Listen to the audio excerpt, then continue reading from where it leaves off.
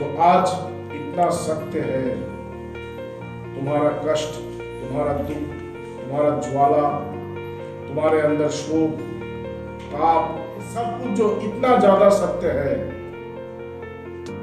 वो कुछ दिन बाद ये कुछ नहीं रहेगा, वो सब कुछ उसी अव्यक्त में लीन हो जाएगा। तो जो रहना नहीं है, तो इसके विषय में कष्ट पाके क्या क्या लाभ?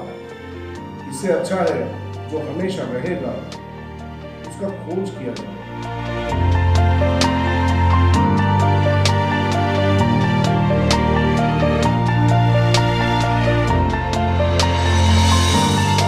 भूतानि व्यक्त मध्यानि भारत, अव्यक्त निधनं नैव तत्र का परिवेदना। वो कहेगी देखो ये जो संसार है, जिसको तुम इतना सत्य जानते हो, ये संसार जो तुम्हें सुखी करता है, तुम्हें दुखी करता है, इस संसार को सत्य जानकर तुम प्रवृत्त होते हो और प्रवृत्त होकर तुम जगह जगह पे ठोकरें खाते हो। यही संसार तुम्हें धीरे धीरे तुम्हारे अंदर से जो शांति है, तुम्हारे अंदर पे जो आनंद है, उस आनंद को धीरे धीरे जैसे सोख लेता है और तुम्हें मृत्यु की तरफ ढकेल देता है। ये संसार जो अभी तुम्हारे सामने इतना सत्य है, ये पहले भूतकाल में ये नहीं था, ये अव्यक्त था, ये नहीं था। अव्यक्तादीनि भूतानि, ये जो सामने जो जिसको भी देख रहे हो, तुम अपने अहंकार तक को देख सकते हो, अपना मन, अपनी बुद्धि, अपना चित्त, अपना अहंकार, अपना शरीर, यह संसार जो कुछ देख रहे हो, ये सब कुछ पूर्व काल में अव्यक्त था, नहीं था, व्यक्त नहीं था। ये सब कुछ अपने स्वरूप में लीन था। हमारा स्वरूप ब्रह्म है, हमारा स्वरूप परमात्मा है, तो ये सब कुछ परमात्मा में लीन था।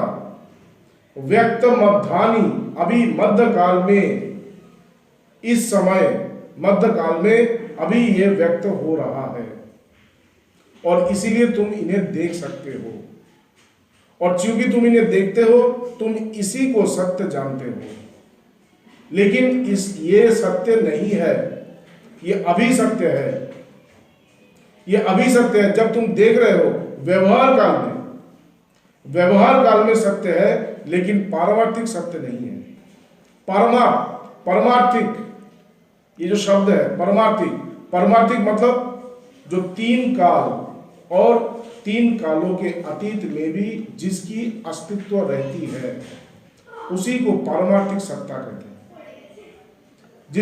जिसकी अस्तित्व तीन काल में तो रहती है, और तीन काल के परे भी अगर कोई काल है तो उस काल में भी उसकी सत्ता रहती है, उसे पारमार्थिक सत्ता कहते हैं। और केवल पारमार्थिक सत्ता एक ही है, वो है ब्रह्म या आत्मा, जो आपका स्वरूप है।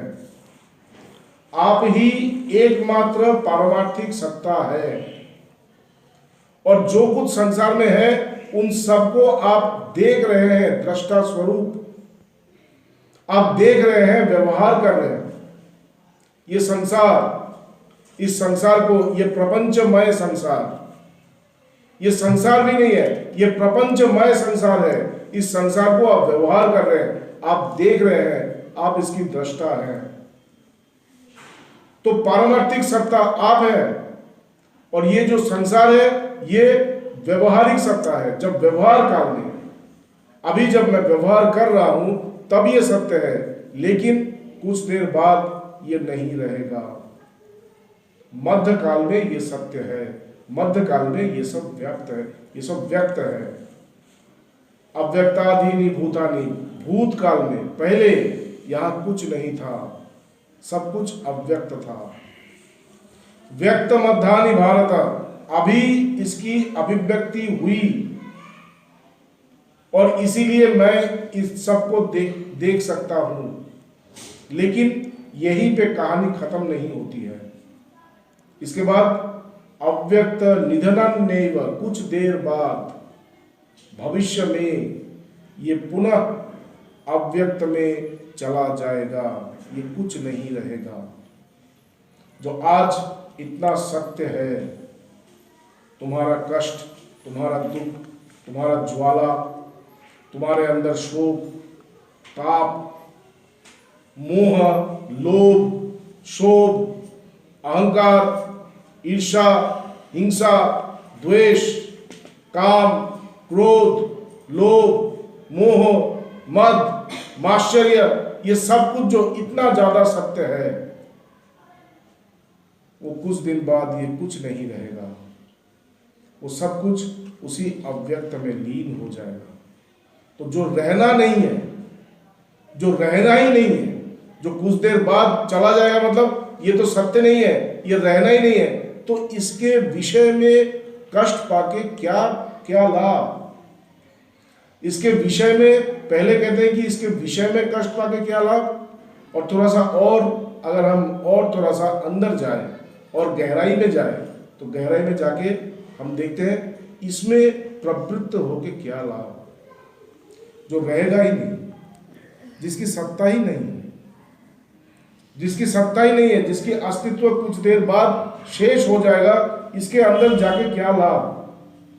इससे अच्छा है जो हमेशा रहेगा उसका खोज किया जाए, जो हमेशा रहेगा उसको प्राप्त करने का प्रयास किया जाए, मार्ग ढूंढा जाए किस प्रकार से जो पारमार्थिक सत्ता है, उस पारमार्थिक सत्ता को किस प्रकार से लाभ किया जा सकता है। जब हम उस पारमार्थिक सत्ता को लाभ करने का प्रयास करेंगे, उसको लाभ करने की को प्रवृत्त होंगे, तभी हम एक ऐसे मनुष्य के साथ हमारा परिचय होगा जो हमें वहां तक ले जा सकेगा, जो वहां का खबर जानता है, जो वहां का खबर जानता है और किस रास्ते से वहां पे जाना होगा इसके बारे में भी वो जानता है। और केवल इतना नहीं, वो मुझे वहां तक ले भी जा सकता है। इसलिए गुरु के पास प्रार्थना करना पड़ता है। अभी कुछ देर पहले हम लोगों ने प्रार्थना किया, असतो मां सद्गमया, तमसो मां ज्योतिर्गमया, मृत्योर्मा अमृतम गमया। मुझे असत्य से सत्य की ओर ले चलिए, मुझे अंधेरा से मुझे प्रकाश की तरफ ले चलिए, मुझे मृत्यु से मुझे अमृतत्व की तरफ, अमृत की तरफ ले चलिए, अमरत्व की तरफ ले चलिए। तो प्रकाश, सत्य और अमरत्व कहीं ना कहीं तो है, मुझे नहीं दिखता लेकिन ये कहीं ना कहीं तो है। उस जगह को केवल गुरु ही जानता है। इसलिए गुरु के संगत होने से गुरु धीरे धीरे हमें वहां तक ले जाता है।